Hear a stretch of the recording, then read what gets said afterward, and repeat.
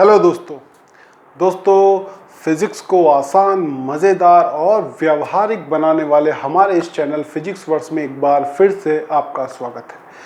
दोस्तों, हमारी जो श्रृंखला स्टार्ट हो चुकी है मूविंग चार्ज एंड मैग्नेटिज्म, उसका 4th लेक्चर आज हम आपके लिए लेकर आ गए हैं। दोस्तों, लास्ट लेक्चर्स में हमने डिस्कस किए हैं बायो-सावर्ट लॉ, जो कि ये बताता है कि किस तरीके से आप किसी वायर में अगर करंट फ्लो हो रही हो तो उसके आसपास मैग्नेटिक फील्ड जो डेवलप होता है उसकी वैल्यू को आप कैसे पता कर सकते हैं। दूसरा जो हमारा चैप्टर था या दूसरा हमारी जो लेक्चर था उसने हमको ये बताया कि अगर वही वायर किसी फाइनाइट लेंथ का हो, यानी कि फिक्स लेंथ का हो, तो हमें उससे परपेंडिकुलर डिस्टेंस पर अगर मैग्नेटिक फील्ड की वैल्यू चाहिए तो हमें किस तरीके से उसे पता करना होगा। दोनों ही लेक्चर बहुत इम्पॉर्टेंट है और उसी लेक्चर्स के एक्सटेंशन जो है वो आज हम एक नए रूप में करने जा रहे हैं, और वो टॉपिक है हमारा कि अगर वायर सर्कुलर लूप की फॉर्म में हो, अगर वायर सर्कुलर लूप की फॉर्म में हो तो उसके सेंटर पर मैग्नेटिक फील्ड जो डेवलप होगा उसकी वैल्यू क्या होगी। ये हमारा आज का लक्ष्य है और इसी को हम सॉल्व करने जा रहे हैं। इसके लिए हमने आपको एक न्यूमेरिकल भी बनाया है जिसका सॉल्यूशन हम करेंगे।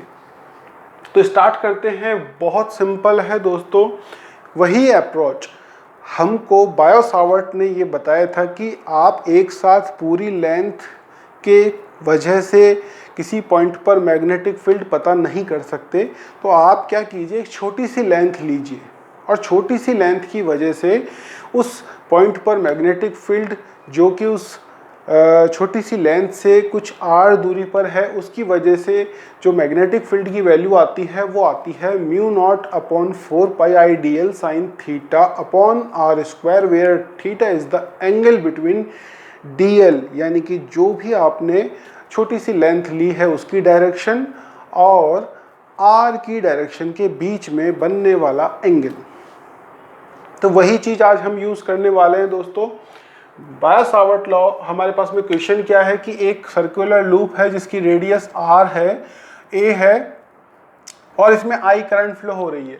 तो हमें पता करना है कि यहाँ पर मैग्नेटिक फील्ड की वैल्यू O पॉइंट पर क्या होगी। तो दोस्तों, एक साथ पूरे लेंथ का पता करना तो पॉसिबल नहीं है क्योंकि डायरेक्शन कंटिन्यूसली वेरी कर रही है।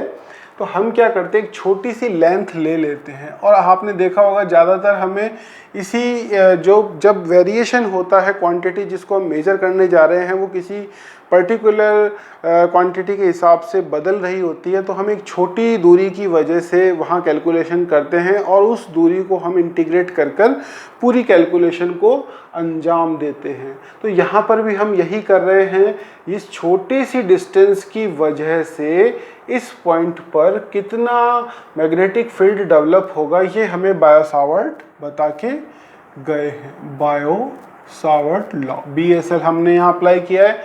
तो μ0/4πI जो करंट फ्लो हो रही है, dl जो हमने लिया है, और sine theta is the angle between I और dl के बीच का एंगल, और यहाँ r², यानी कि ये जो डिस्टेंस है ये हो गई आपकी r। डेफिनेटली हमें पता चला दोस्तों dl की जो लेंथ है वो I की जो डायरेक्शन होती है उसी को हम dl की डायरेक्शन मानकर चलते हैं। तो यहाँ dl की डायरेक्शन अगर हम ले यहाँ पर, तो इस तरीके से हमारे को dl की डायरेक्शन मिल रही है। इसके रेडियल डायरेक्शन की फॉर्म में हम ले सकते हैं। तो I की डायरेक्शन हुई ये और dl की डायरेक्शन हो गई आपकी ये। ओके, इसको dl की डायरेक्शन ले लेते हैं, और A की डायरेक्शन हो गई आपकी ये। तो इन दोनों के बीच में बनने वाला एंगल दोस्तों कितना हो गया, 90 डिग्री। ये हमने 90 डिग्री यहाँ पुट कर दिया। 90 डिग्री हमने पुट कर दिया तो हमारा बहुत आसान हो गया। ये 90 डिग्री इसको 1 कर देगा, IdL/A²। I भी नहीं बदल रहा है, A भी नहीं बदल रहा है, दोनों बाहर आ जाएंगे। बदल रहा है केवल dl की मैग्नीट्यूड नहीं, डायरेक्शन बदल रही है ना, तो dl आपका चेंज हो रहा है।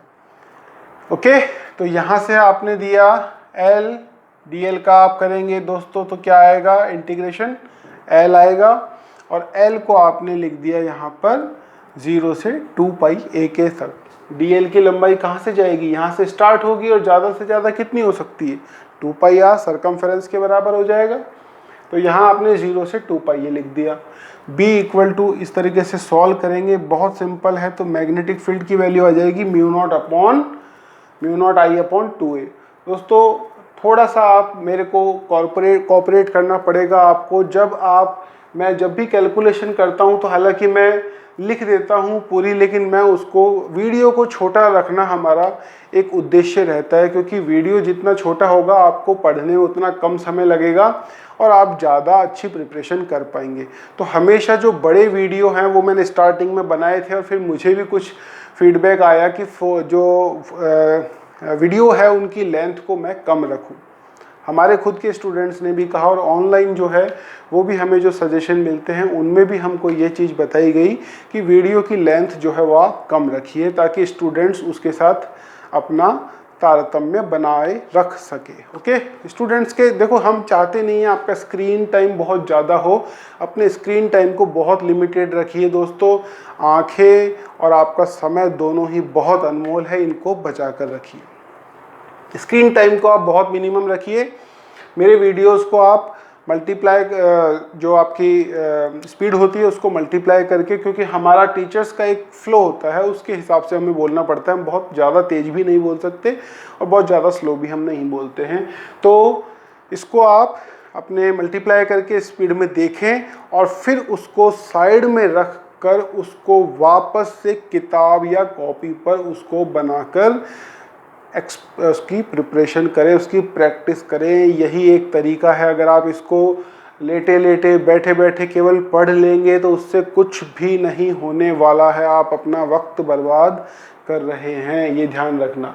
जब तक आप प्रैक्टिस नहीं करेंगे इसकी, बिना मोबाइल बिना कुछ सामने रखे, इसको केवल आप एक बार देखें और फिर इसको साइड में रख दें। ठीक है, तो ये हो गया हमारा। तो इस तरीके से b की वैल्यू आती है mu not I upon 2a। ये आपको याद रखनी है क्योंकि नीट और जेई में आपको डायरेक्ट काम आएगी। ये पूरा सर्कुलर दोस्तों, अगर सर्कुलर जो लूप है वो सेमी सर्कुलर हो तो कुछ नहीं करना है। टोटल जो आपका है कितना, mu not I upon 2a, mu not I upon 2a, इसका 1/2 कर देना है, 1/2 कर देना है। और अगर ये केवल चौथाई हो, ऐसा भी आएगा। ठीक है, तो आपको डायरेक्शन के लिए curl your finger in the direction of current and thumb will give you the direction of magnetic field, अंदर की तरफ, अंदर की तरफ। इसीलिए कंटिन्यू ये जुड़ पाया है। अगर ये डायरेक्शन चेंज हो रही होती तो हम इस तरीके से जोड़ नहीं पाते इसको, अंदर की तरफ। तो ये ध्यान में रखना है आपको। ओके, और अगर क्वाड है तो 1/4 हो जाएगा। टोटल ध्यान में रखना है आपको, ये ध्यान में रखने की जरूरत नहीं है, इसको रहने दीजिए। तो आप जो भी टोटल है mu not I upon 2a, mu not I upon 2a। Okay, तो ये आ गया आपका, 1/2 कर देंगे सेमी सर्कुलर के लिए और 1/4 कर देंगे क्वाड के लिए। इसी पे बेसिस आपका एक क्वेश्चन है दोस्तों, तार सीधा, फिर थोड़ा घुमाया, फिर सीधा। तो इसको 3 सेक्शन में, और पॉइंट P पर आपको मैग्नेटिक फील्ड की वैल्यू पता करनी है, जो कि वायर से परपेंडिकुलर डिस्टेंस r की दूरी पर या a की दूरी पर है। अब आपको समझ में आ गया होगा कि ये एक सेक्शन है, ये दूसरा सेक्शन है और ये तीसरा सेक्शन है। इसको हमने यहाँ सॉल्व किया है। पहला वाला जो सेक्शन है अगर आप देखें तो ये है आपका सेमी इनफाइनाइट, पीछे से पूरा जा रहा है ये इस तरीके से। तो पहला वाला सेक्शन हो गया सेमी इनफाइनाइट। दूसरा वाला आ गया आपका क्वाड सर्कुलर, सर्कुल का चौथा ये वाला भाग है। ठीक है, और तीसरा वाला पार्ट फिर से आपका सेमी इनफाइनाइट आ गया। यानी कि अब ये आपका हो गया है केवल मैग्नीट्यूड की बात। अब आती है डायरेक्शन की बात। अगर ये तीनों मिलकर एक ही डायरेक्शन में फील्ड डेवलप कर रहे हैं तो ही वो जुड़ेगा। देख लेते हैं, यहाँ से हमने करंट की डायरेक्शन में लिया, तो इस तरीके से थंब लिया हमने, थंब और अंदर की तरफ। ठीक है।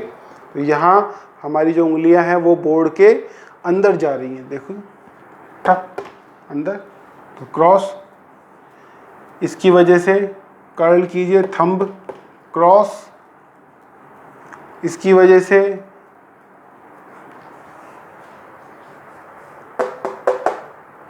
करंट की डायरेक्शन में फिंगर्स अंदर की तरफ, यानी कि तीनों सेम डायरेक्शन में है।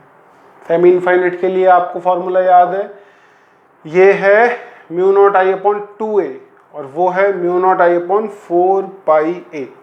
तो दो तो सेमी इनफाइनाइट और एक क्वाड सर्कुलर, तीनों का सम किया, नेट आपके पास में आ गया। तो इस तरीके से दोस्तों आप बहुत ही आसानी से कॉन्सेप्ट वाइज एक दूसरे से लिंक करते हुए पढ़िए।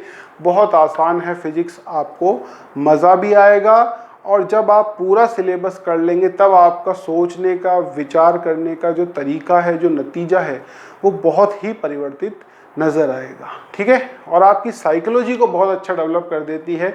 जितने भी कॉम्प्लिकेट सब्जेक्ट होते हैं, इकोनॉमिक्स है, ज्योग्राफी है, मैथमेटिक्स है, फिजिक्स है, ये आपकी साइकोलॉजी को बहुत अच्छा डेवलप कर देती है। सोचने विचारने की क्षमताएं आपकी जो है वो बढ़ जाती है। तो इसी के साथ आज का लेक्चर हम समाप्त करना चाहेंगे और इस पर आप विशेष फोकस रखें क्योंकि ये चीज़ें आपकी नीट और जेई में 100% पूछी जाती है। आप कोई सा भी पास्ट ईयर पेपर PYQ निकाल के देखिए, आपको ये क्वेश्चन मिलेंगे। ठीक है।